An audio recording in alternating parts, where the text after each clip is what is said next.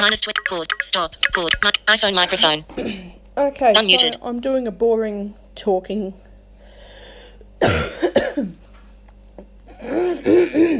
Bloody thing.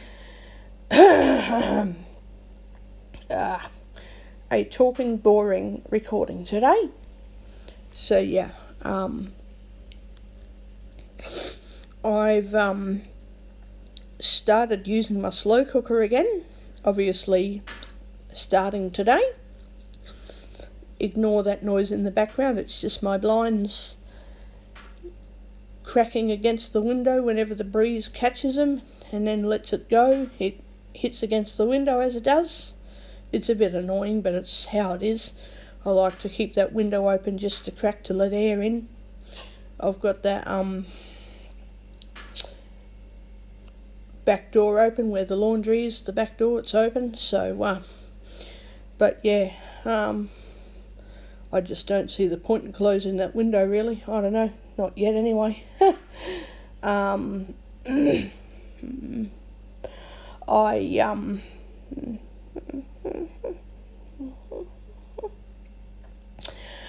I got my corned beef out of the fridge that I had frozen and put it into the fridge last night, and I took it out today, and I'm now slow cooking it.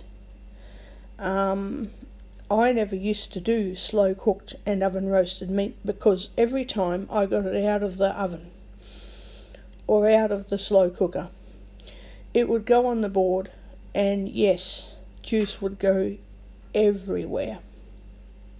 Absolutely everywhere. It would. So I thought, wow, I never. So then, when I got that spiked board, I tested roast chicken in the oven the other day. And when I got the chicken out of the oven and put it on the board, I thought, oh my God, I'm making a little bit of mess, but I'm not making a great big mess everywhere. This is just friggin' amazing. I'm not messing up all over the place. Juice is going into the ledges of the board. Some of it gets onto the bench. Most of it stays on the board.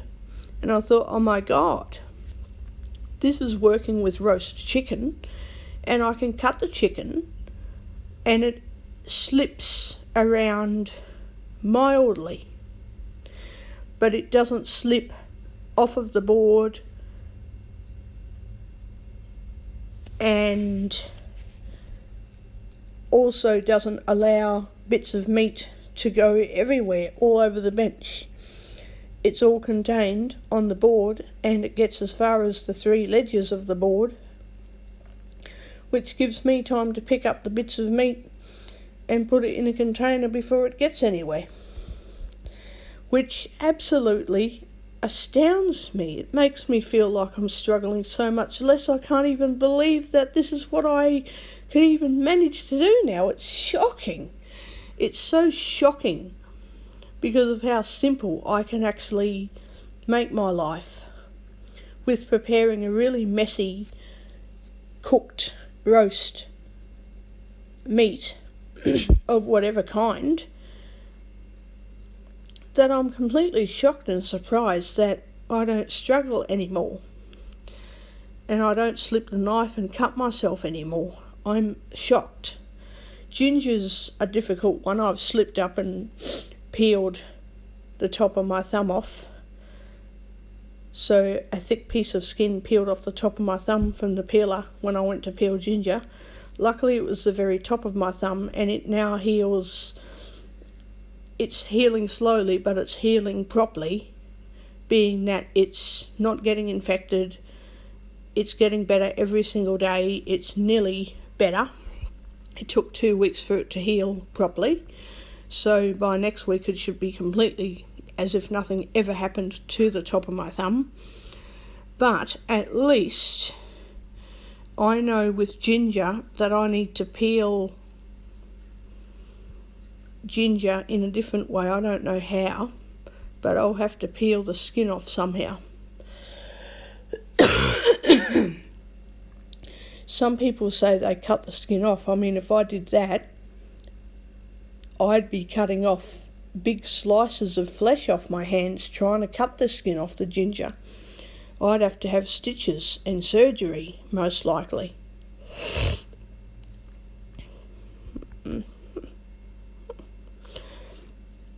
So, yeah.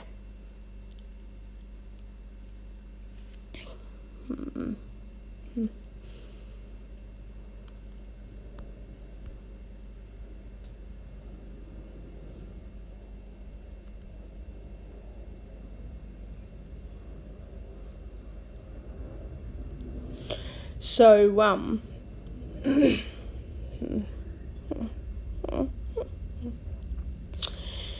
so I don't know how else I'll peel the skin off ginger, but I'll think of a way around it. As for putting meat on a spiked board and cutting it into slices when it's all cooked and ready to cut up, I think it's just freaking simple. Put it on the board, let the steam come off of it for 15 minutes, let it cool off, and then start cutting it up and putting it in a container.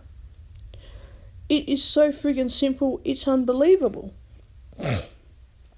I have to hold the meat in some fashion to hold it steady to cut it, but it doesn't slip away from me. It doesn't slip out of my fingers and run away, and then I think, oh shit, I have to put the meat back on the board, and then juice is sliding everywhere, all over, like pouring out everywhere and getting all over me and the floor and the bench and all that.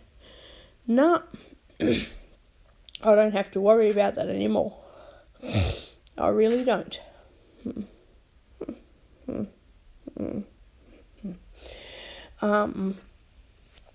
I don't even have to think of any of that. Just put it onto the board, let it cool off for 10 minutes while I clean up the dishes and get the washing put away and all that. Then go back to it, wash my hands, and then cut it up and put it away. And then wash up the board, clean up the bench, and that's it. It's all fixed. Bloody amazing. And I never thought the day would come that I could manage such a thing with preparing food without stressing so much.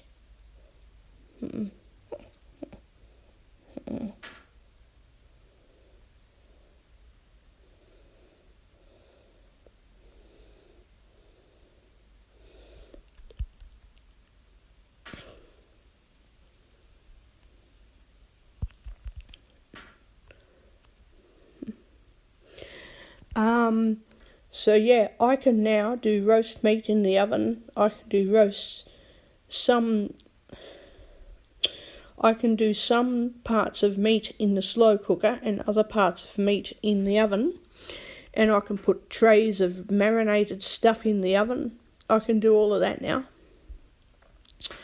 And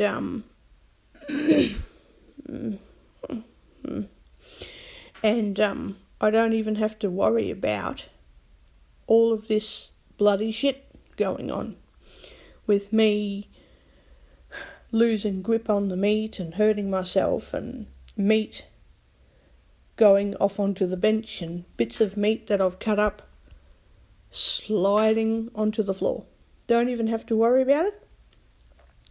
So now I can cook every day or any other day freely without freaking out and struggling and getting frustrated.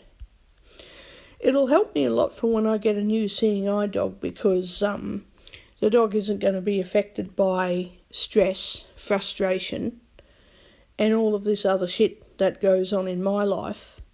The only stress that the dog will be affected by is me and the dog getting used to one another. But then I won't need to go into the kitchen thinking, fuck me, I've just spent 3 hours training with my new dog when I've got a new dog. And, oh dear, holy shit, my life, I need to go into this bloody fucking kitchen and struggle for another 2 hours. Stress out, stress out, stress out. No, going into the kitchen will actually be a reprieve for once in a lifetime. It'll actually be a break from the world. Struggling to understand the behaviours and characteristics of a new seeing eye dog. Look, just leave me alone, go to sleep for 2 hours, I'll take you to the toilet. Meaning of, don't obedience, take it for a walk to the shops, take it to the toilet, take it in, sit down, handle an excitable dog that's still a baby. It's not a baby anymore, but it's just come out of its adolescent years, so it's still going to play up for another year or two. Try to pretend to be happy when actually I'm very pissed off and all this kind of shit that goes on with a new dog. Bring the dog home and say, look, just fuck off for a couple of hours. I might love you, but just fuck off. You're a lovely dog and I love you to pieces, but right now I'm pissed off and I'm not angry at you.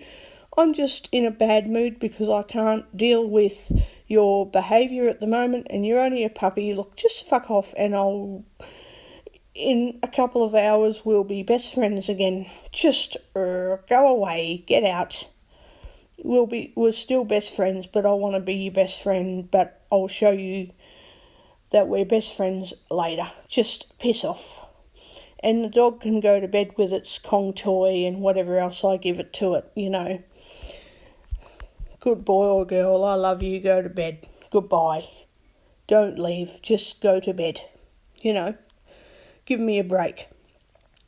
And then I can go into the kitchen and be like, oh my God, I can actually do stuff and use my new board with spikes on one side, no spikes on the other, and actually prepare food without fucking up, making a mess, only a little bit of a mess, which happens. Successfully cook a meal with a little bit of mess maybe.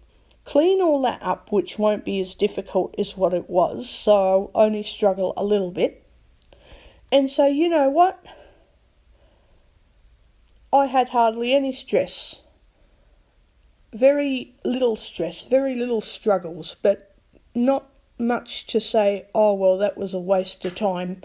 Bloody shit, I'm not cooking anymore. None of that. Oh my God, I can say I successfully cooked a meal. I only had a bit of mess to clean up, a small amount of struggling, not enough to really get me. Wow, me and the dog can finally be best friends again because we're not frustrated anymore.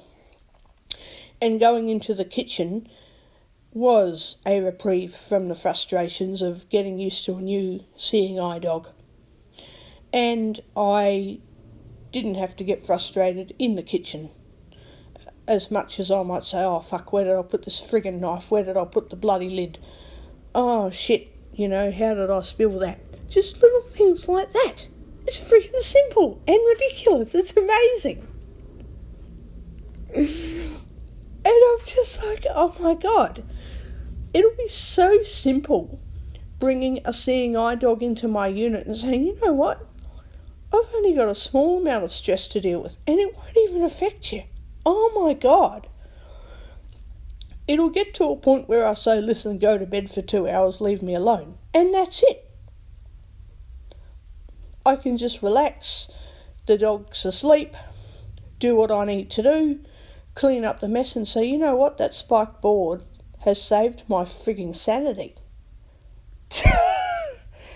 Yeah. It's friggin' saved my sanity.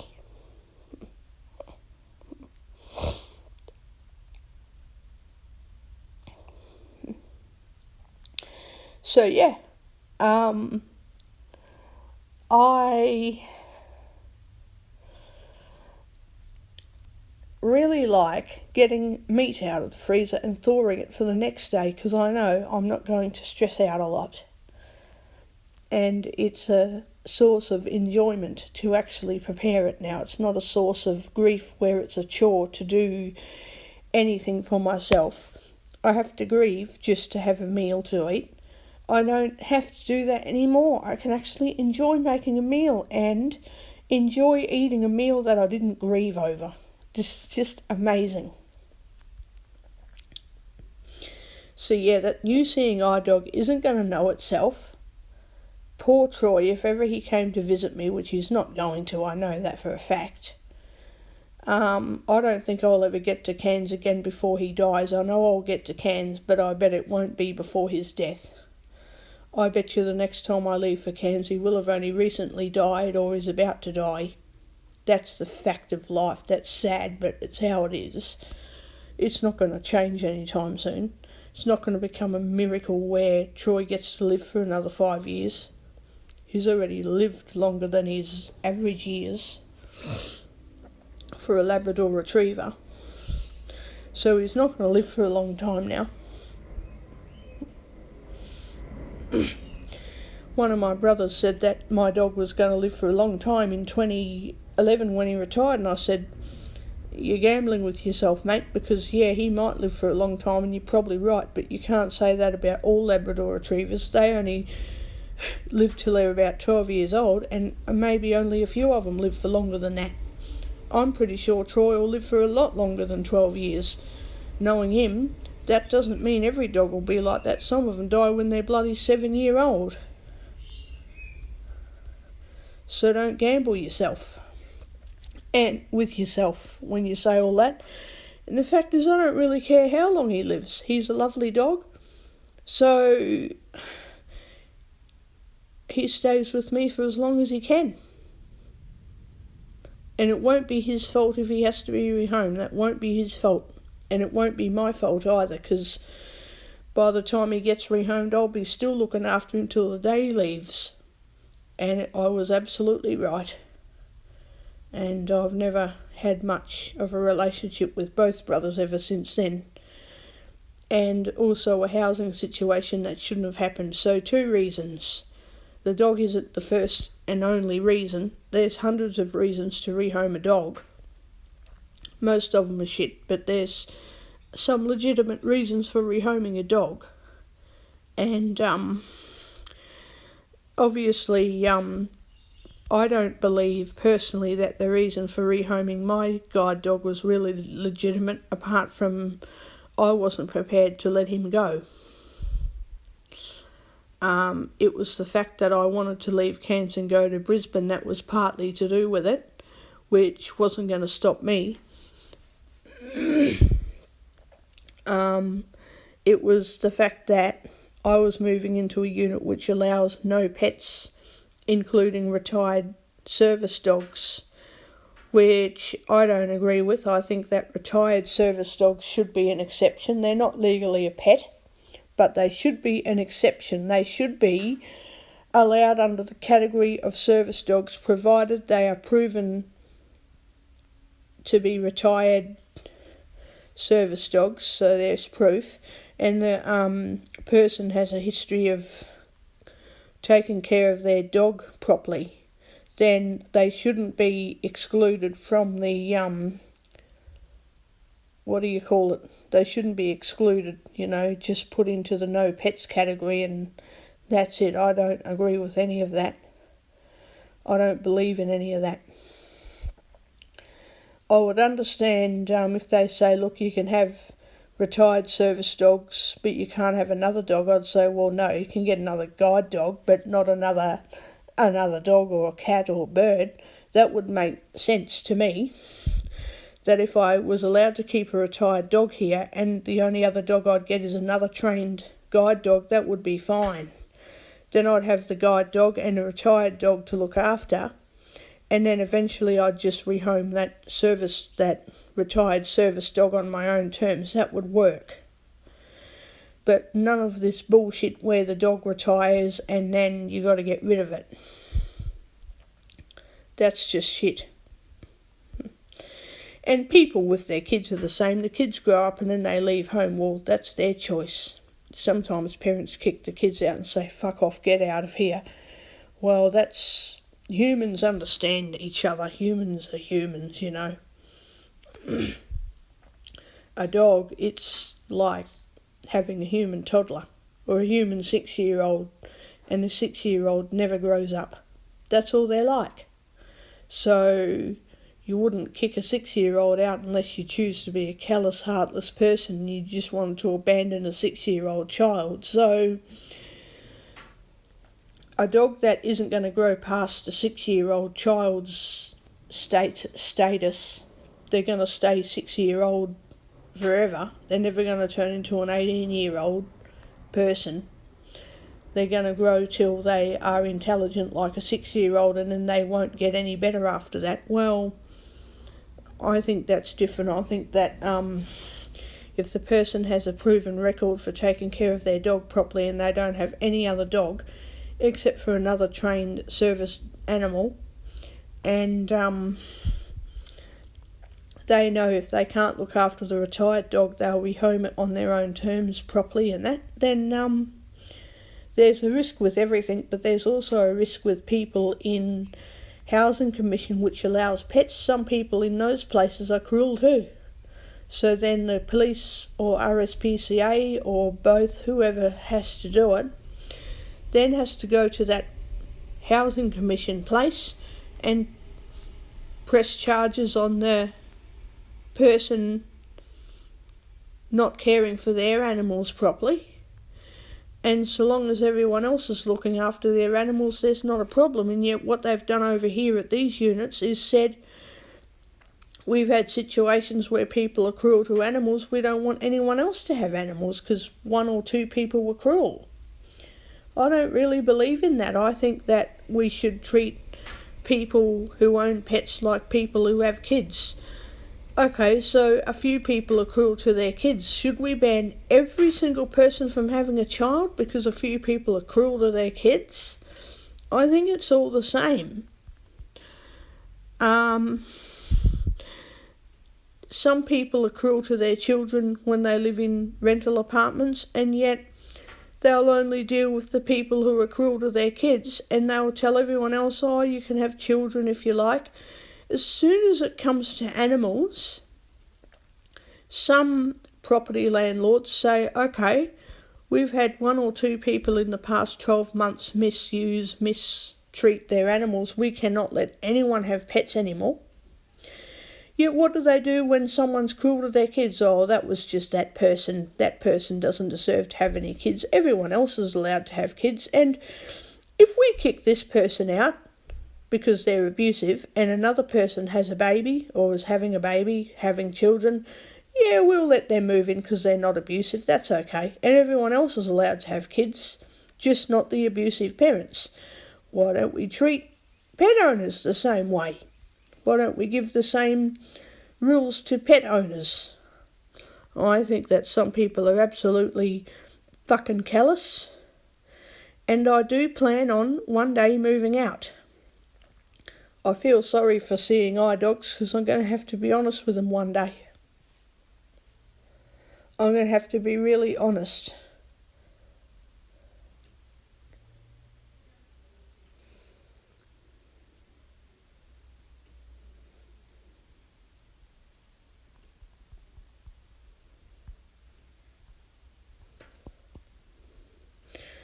I'll be honest with them one day. I'll tell them the truth about why I plan on moving out. I'll wait for 12 months after I settle in with my new seeing eye dog because I can't actually get ready to move until I've settled my new dog in with me. Because it needs plenty of time to get settled in and plenty of time to get used to me and plenty of time to get used to everything around here. And if seeing eye dogs gives me a good reason why I shouldn't move out, then I probably will never move out. And then I'll just say, listen, we can't accept pet animals here. When the dog's ready to retire, you're going to have to take him. Without exception, you'll have to take him away because we can't have pets here. And please don't try and convince the office management to let me keep the dog because they're not very nice about allowing people to keep pets. They're not good with that.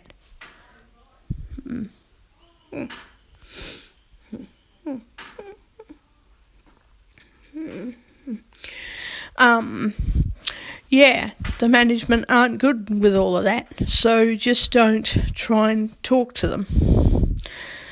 Unless you can convince them that I won't ever own this seeing eye dog and that seeing eye dogs will keep ownership of the dog, they'll probably say, no, you can't have it. So I'm going to have to be honest with them and say, look,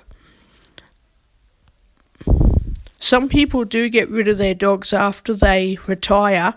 I'm not one of those people, so I might have to move into a place which allows pets, and that way when the dog retires I can keep him. And then don't get me another seeing eye dog until this one dies. Or until I decide, look, I'm ready for a new seeing eye dog, I might have to give this dog up. But even I don't want to do that. My plan from the very beginning, if people didn't understand, and maybe they don't, so I'll explain again. And I was a few years ago using Audio Boom when I was talking like this, so I'm simply resuming the way I used to be on Audio Boom on YouTube now, but this is how I was using Audio Boom. So I'm just going to resume how I used to be. Now, basically, what I wanted to do from the very start, and I haven't done this yet because it hasn't happened, I have always wanted to keep a guide dog from the time I receive a new dog until up to its retirement, right through to the very day that it dies, because all the dogs, no one lives forever and we're all going to die one day. So I have always wanted to keep the dog all the way up till it dies. Get really sad for 6 months and finally start to feel well and better. Just eat and drink properly and stay away from the outside world whenever I get sick and whatnot, just so I don't die early and all this sort of shit that the doctors talk about. Because if I'm going to die early, then I'll have to take more medications and whatnot that I don't want. So maybe this doesn't always work, but maybe if I can just not do too much when I'm sick, I won't pile on the medications. Maybe I will, but in most cases I won't. In most cases. So, all of that shit to think about, as well as grieving for 6 months and then saying, oh well, okay, I'll just get over it and get a new dog now, let's go. Yeah, that's how it is.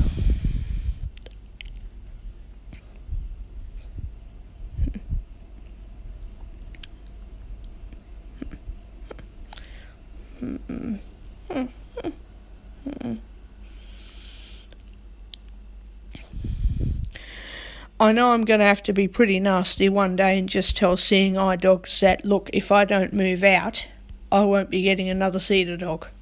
I know that just sounds incredibly nasty, but it's true. I'm not going to lie.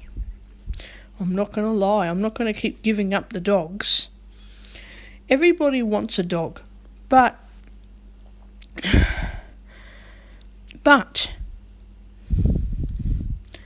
that doesn't mean to say I have to do what everybody wants and give them a dog that they want, that I actually want, and they can look elsewhere for a dog that they want. They don't need my dog.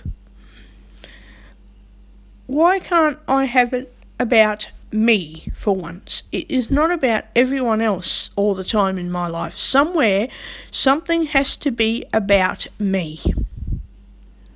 So I'm hoping that I get my way with what I want in my life. And yeah, I do want my way all the time, because it's not your life, it's my life, and I will have my way in my life.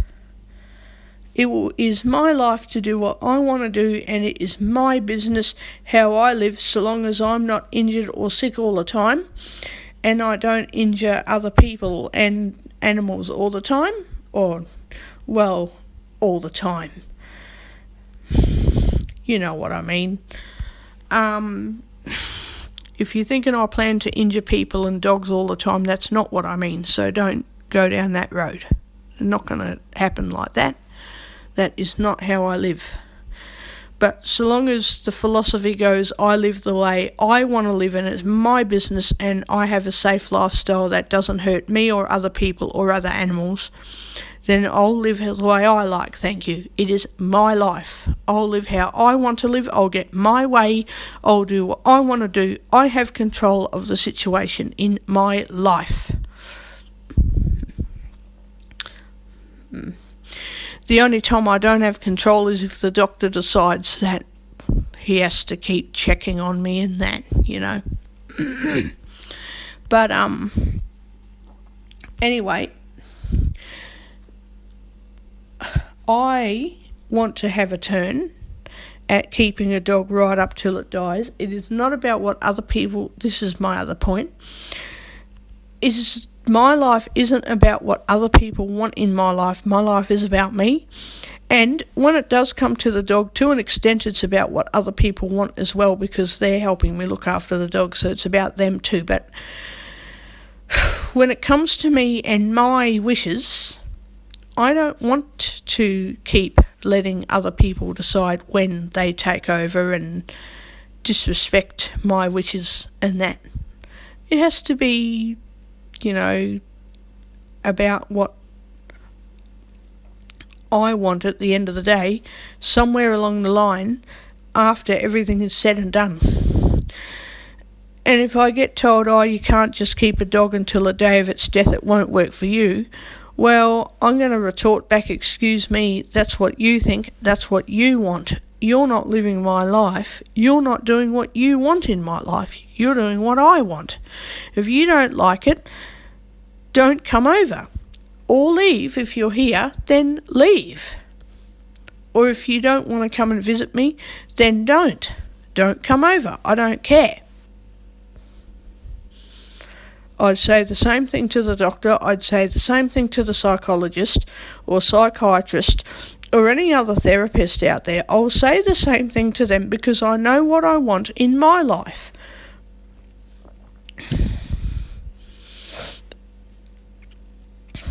I don't live my life to please other people.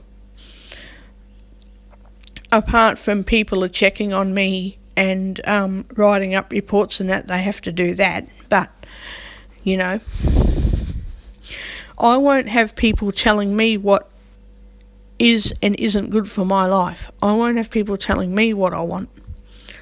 People can tell me, oh, well, this dog's too sick and it needs to be put down. People can tell me this, that and the other, and I might have my say about the situation. And sometimes I can keep the dog, sometimes I can't keep the dog. It depends on the situation. But if the dog is really healthy, it's probably going to die when it's 14 or 15-year-old, and maybe I can even go to the vet to get the poor thing put down, just because I just happen to be in the right situation to get really sad and put the dog down and grieve for 6 or 12 months, just because that's how I like to be. Not. No way. But that's just what happens. And then someone says you're blind, you know, you need to be bubble wrapped. And I'm just like, well, no.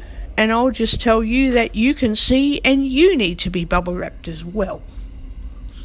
Even though you can see and I can't see, bubble wrap yourself too.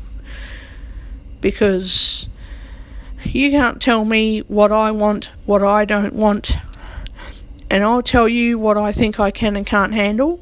It is my story, it's my life, I'm the one that makes decisions about what I can and can't handle. You don't tell me what to do. That's what it comes down to.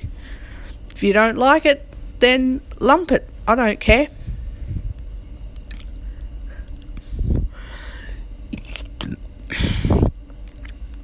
I don't think anybody likes to put a dog down and have it, you know, put to sleep and that. But just to say, oh, so-and-so is blind, we won't let her deal with that. We'll protect her and take everything away from her and do everything for her. If that's what you feel you've got to do, you better ring up the police and the psychiatric, unit and put me in there so that I can't get out and smash you. Because, yeah, I'll get angry. Very angry. And anyone that says you need to be, managing your anger because you're violent and dangerous, I'll say yes. I'm violent and dangerous. I do need to manage my anger. But you know what? I'm in control of how angry I am. I know I need to manage my anger, but I'm managing it by knowing what I'm doing, how I feel when I'm angry, how I treat other people when I'm angry. And when I get angry at someone to want to throw my fist at them, I'm not doing it because I don't know what I'm doing. I premeditate everything that I want to do. I premeditate everything. I choose to do that. I don't have an underlying issue that I'm angry about because I'm not angry about wanting to smash someone. Hey, I will smash you if you take the dog away from me, but it's not you I'm angry at. Yes, it is. I premeditate everything in my life. I don't get angry and yell at someone because of something that happened 6 years ago and I just can't let it go out of my mind. I know when I'm yelling at someone and why I choose to yell at someone. I can choose to talk nicely when I'm angry. I know I can do that. But I choose to yell because that is how I want to deal with it.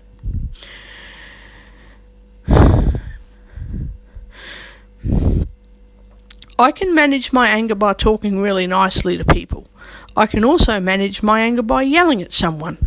I know how I want to do it. I know what I'm doing. I know why I choose to manage my anger and my emotional state the way I do. I premeditate everything. I know what I'm doing and I know what I want.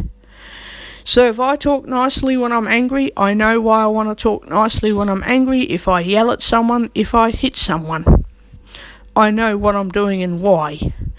And if anyone were to say to me, why can't you manage yourself by controlling yourself? I'll say, I am controlling myself. I want to hurt people sometimes. I want to be nice to people sometimes. I want to be nasty sometimes. I want to be nice other times, and I know exactly why I want to be nice or nasty. I'm not managing myself by being a nice person because I just don't know how to control myself. I know why I choose to be the way I am. Because I want to be that way. I don't want to change. If anyone was...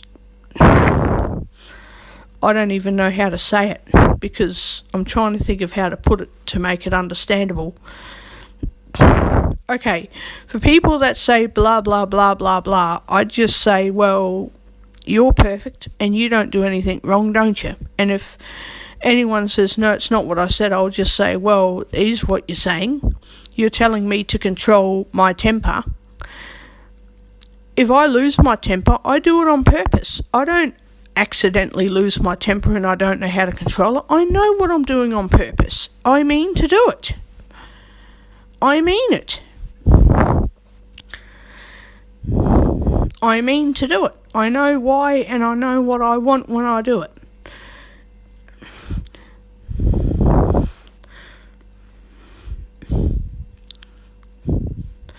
I would let people know that, you probably might never be angry ever in your life. That's your decision and your prerogative. Don't tell me what I want. Thank you. I'll be nice when it suits me. I'll be horrible when it suits me. I do what I want because I know on purpose what I'm doing deliberately. I mean to do it.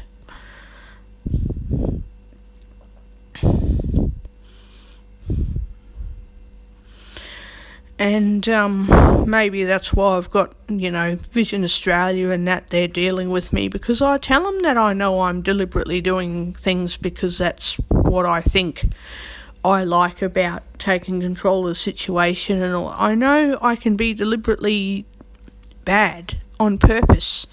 I do know how and what I do and what other people don't like, and yet I don't want to change because I know how I want to be, like it or not. So if people would stop acting like I never ever do anything wrong and start saying things like, I know that you don't care how you're treating me today because you're angry at me. Yeah, that's right, I don't care. Okay, so can we just talk about it? I might say, oh, really? Well, no, because you didn't show me that you care until now. Why should we fucking talk? Fuck you. Which is highly likely what I'm going to say. And all you need to fucking say is, I didn't realise that. Say that. Or say, well, you know, I don't like the way you're treating me either, so I've got to go. And I'll say, okay, well, fuck off. See you later. Or if you decided to say, oh, well, I didn't realise that's how you felt about me, let's talk, you can react how you want. It's your life, it's your choice, and I can choose how I react. I'm going to say, oh, okay, so you didn't realise that. What took you so long to realise that? And you can react in a number of different ways. I can react in a number of different ways, you know? And we can work through it like that. Or I might say, you know, I've had enough, I'm not dealing with this shit anymore. Go away. Get out of my face. Leave me alone. Fuck off. Can we deal with this tomorrow? If you say no, I'll just say, well, fuck you, I don't want to know you. If you say yes, I'll say, well, maybe I won't be ready to deal with it tomorrow, or yes, I will be ready to deal with this tomorrow. If I say no, I'm not, then I don't know what I would do. I don't know what would happen. I guess it would, you know, pan out the way it does. Then I would say that was the decision that I made. I'll think about this and get stuffed, you know. This is how I want to be, you know. And it will probably change one day and I'll be like, oh, let's talk about this bloody shit that happened, you know, 2 years ago or something. It'll change one day, or maybe it won't. It depends on the way I view things in future. You know. Yeah, it happens like that. But yeah, I know what I do right and wrong, and I mean everything I do. I fucking mean it. If I get angry and yell at someone, I really fucking mean to do it. I'm not sorry I didn't know what I was doing and I need to learn to control myself. I know what I mean to do. I controlled myself by intentionally choosing to yell, intentionally choosing not to yell. I'm in control of that. I know what I want and when I do it.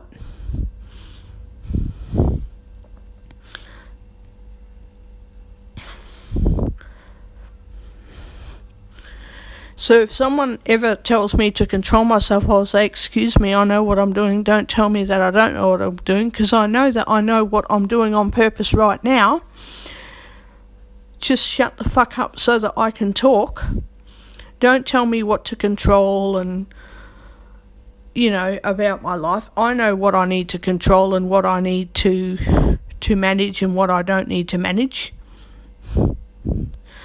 I don't need to manage what I already know, because I know when I'm yelling and when I'm talking quietly. I can hear myself.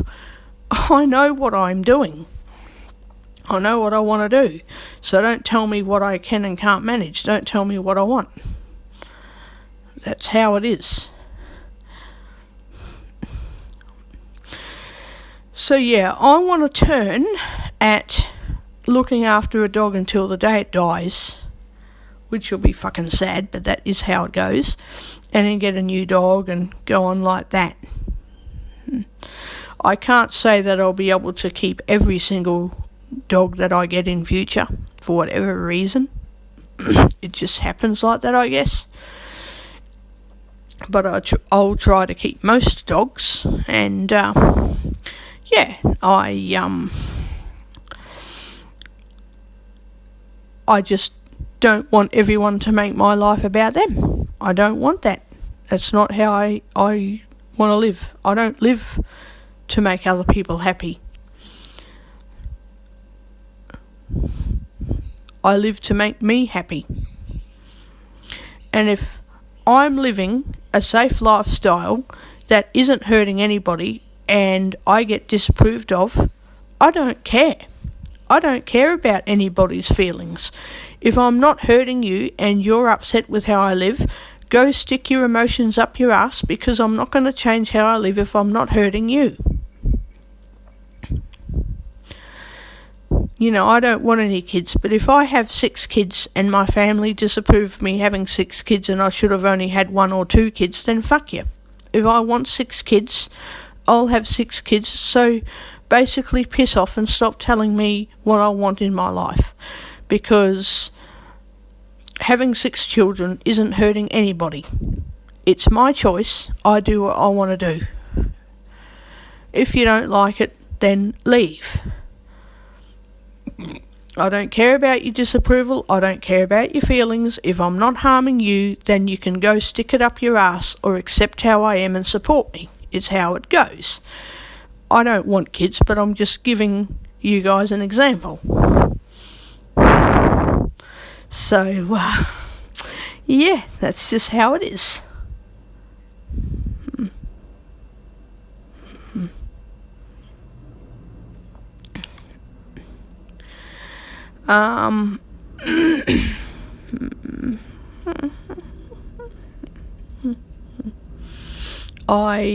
What else?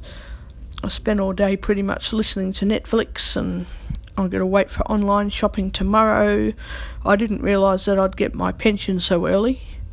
So yeah, I've got to get this shit out of the road tomorrow, because then I've got all week to save money and process invoices and all that. I actually want to get money aside this week. I want to put money aside this week, so that way I do not have to worry about anything at all for weeks on end. I don't even have to worry about any of it at all this week. If I just sort everything out now, then yeah, I don't even need to think about anything. Get all my bills paid, get my food organised this week. Then I can set my priorities straight. Don't spend money unless I know I have to spend it. For example, I don't need Uber Eats, but I do need groceries. So I don't need to spend money on Subway for lunch when I can make a sandwich with salad. Whenever I want to have a sandwich, I can make it. If anyone else wants to use Uber Eats because they don't want my food, because they're just not in the mood for making homemade lunch, they'd rather have something from a restaurant, or they want something but just not from my fridge or pantry, which is a choice, you know.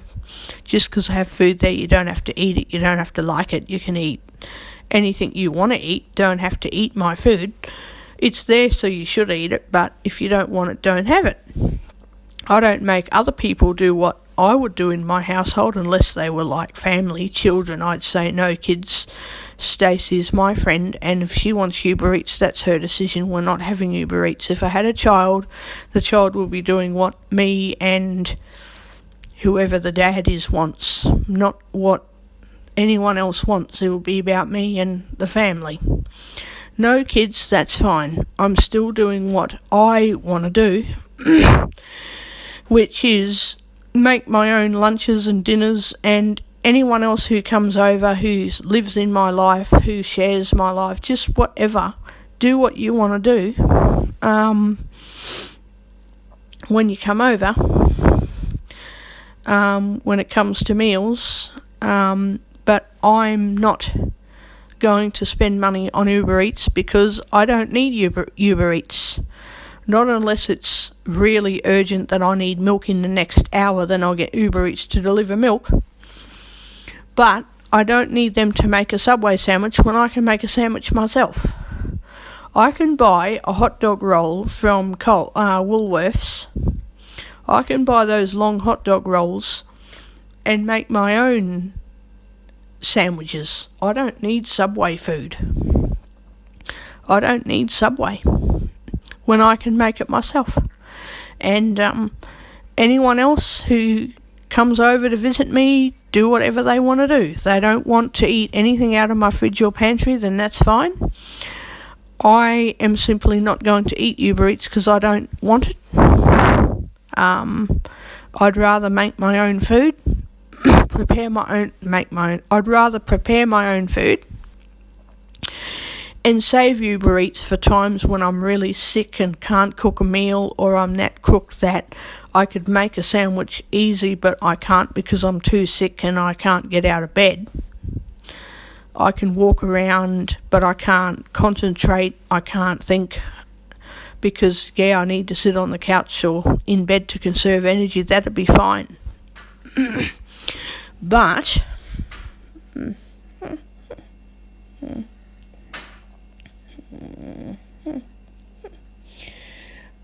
I'm not just going to use Uber Eats because it's there to use. I'm not going to do that.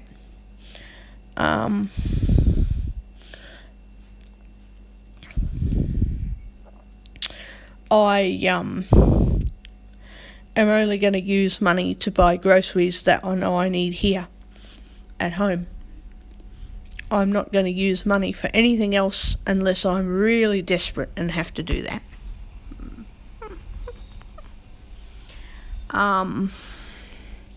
But yeah, I'm getting everything sorted out this week, so then I do not need to worry about it for another 2 weeks. Don't have to worry about money.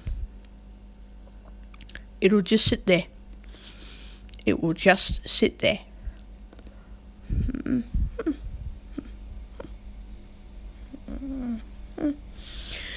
I'll probably pay for another shopping list of groceries on Saturday.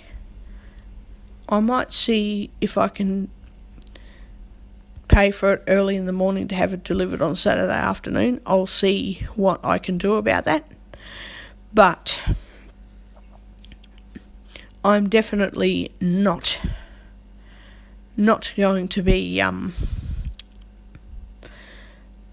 buying takeaway food and fish and chips and that. I don't need it. Not unless I bought, if I buy salad, then I bring the fish and chips home to have with salad. But I'm not even going to do that.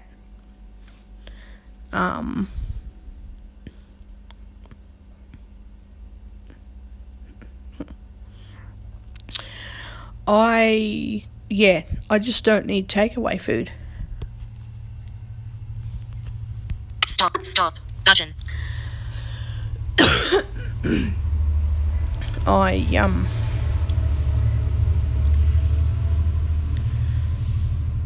keeping the money because I need a new phone, and I'm getting a new iPad eventually because I think it's good to have an iPad.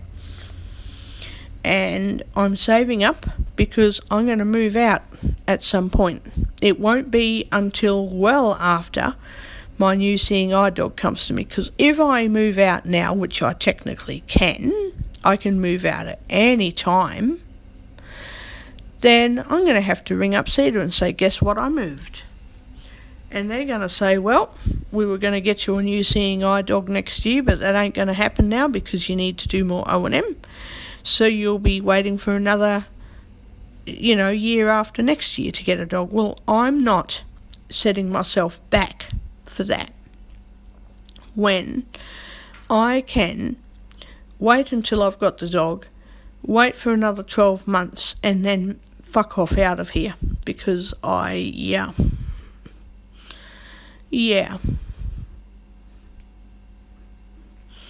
just don't want to live here anymore.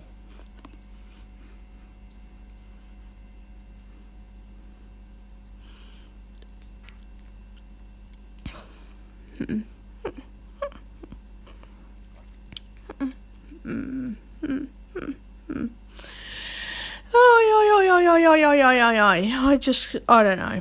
I've just got to wait and see what happens, and maybe seeing eye dogs might convince me that I don't need to move out and all of that.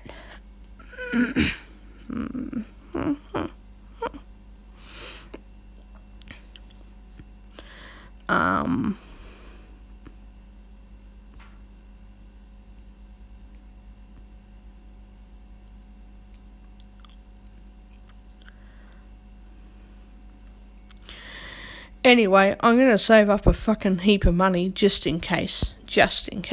And I'm not going to use reverse cycle heating this year because I don't need it. It's just going to waste all my money that I could be using for the occasional holiday, and I could be saving that money for anything that I really need. And yeah, I could make good use of it,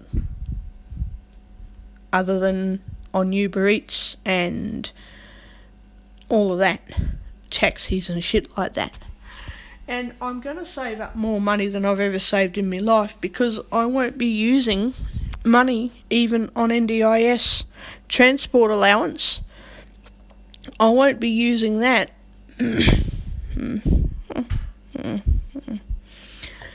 I won't be using that for taxis anymore, because I won't be catching taxis.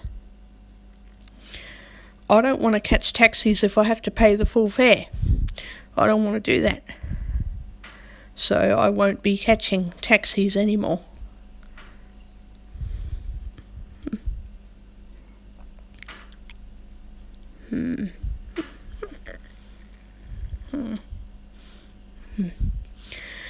I would rather catch public transport, trains and buses.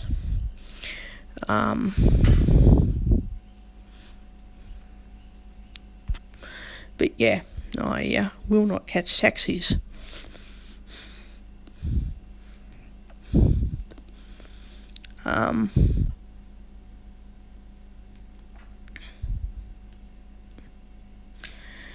Anyway, I'll deal with that bridge when I get there.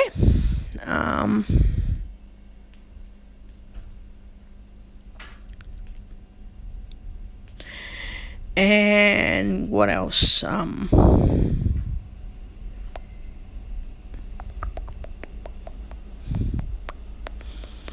God, I don't know. I'll just be sitting around for the day, not doing very much tomorrow because of the bloody stupid wet weather. The stupid rainy weather. I can't wait till it dries up a bit more.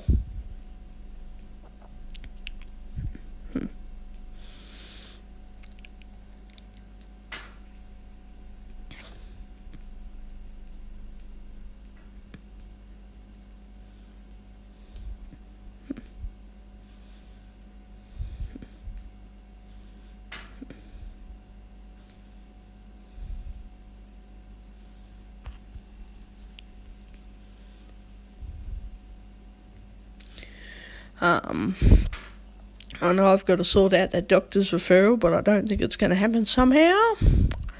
It will though, because, it'll happen. And as for my intention to do sports and all that, I don't think that's going to work out. I don't know how it will, because I reckon it won't. But I'll get somewhere with that. I don't know when.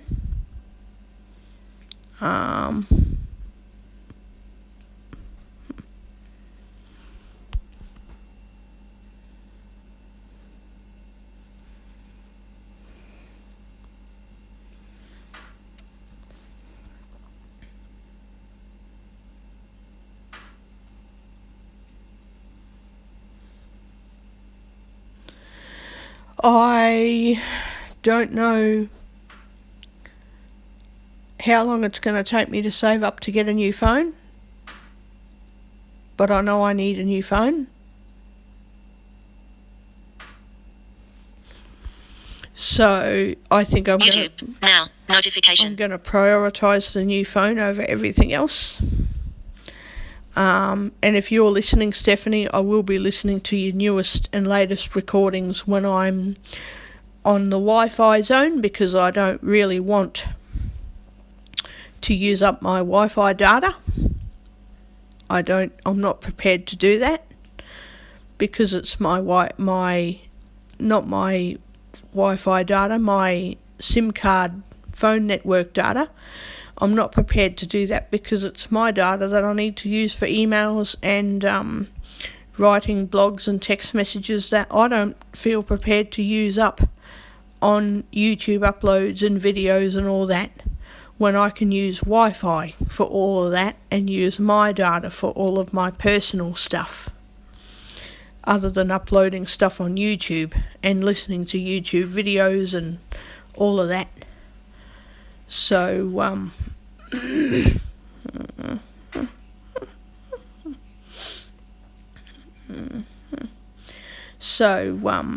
I'm going to be using my neighbour's Wi-Fi to do all of that, to listen to the recording and upload my latest recordings.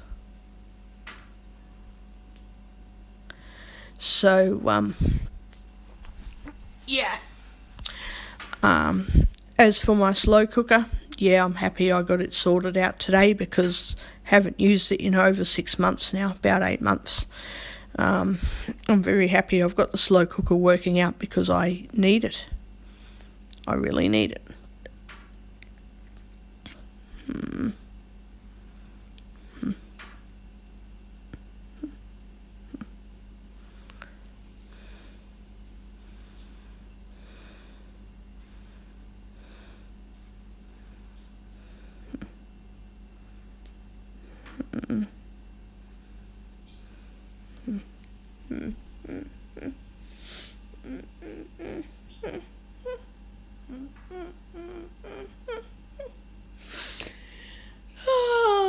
So other than that, I don't know what else to talk about.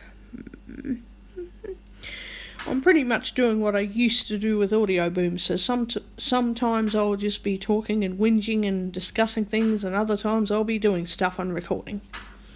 So I'm essentially using YouTube as though it were Audio Boom.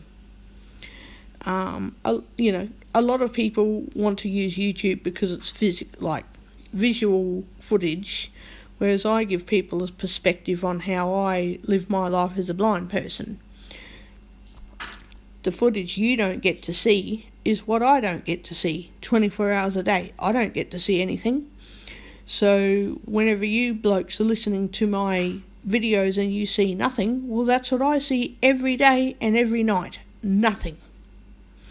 So if you guys are seeing nothing and you feel put off by it, how do you think I feel when I can never see anything? I don't get a choice as to whether I want to see or not see. I don't have a choice. I can never see. So what you guys are seeing, if you don't see any footage and you're just hearing blah, blah, blah, well, that's what I have 24 hours a day.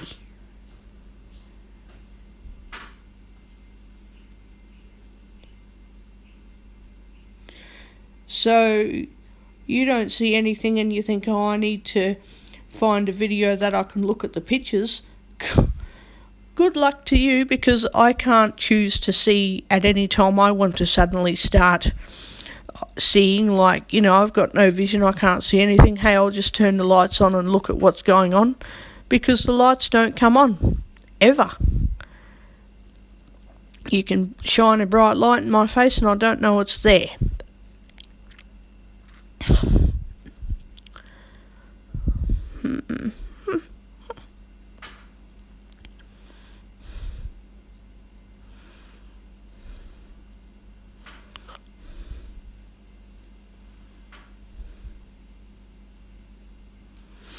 So, well, you can switch the channel and find a picture. I can never ever find a picture. So when you're listening to my videos and seeing nothing, just imagine seeing nothing for 24 hours a day, 7 days a week. You can't turn your, footage on and off like you can, because you can see. Well, I can't do that. I can't choose to switch channels and look at something on a video because I can't look to see anything, ever. So that's what kind of perspective you get with these videos, and suddenly you're like, shit, I can't do this, I need to find a video that I can look at. Well, you're lucky that you can do that, because I can't. So, yeah.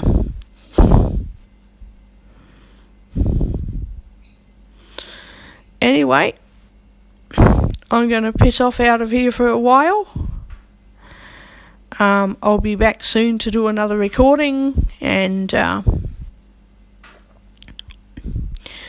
I guess when I'm near a Wi-Fi zone I'll upload the recordings, because I'm not going to use my SIM data for that when I need it for text messages and writing a blog and all of that, things that doesn't use up much data. So, yeah.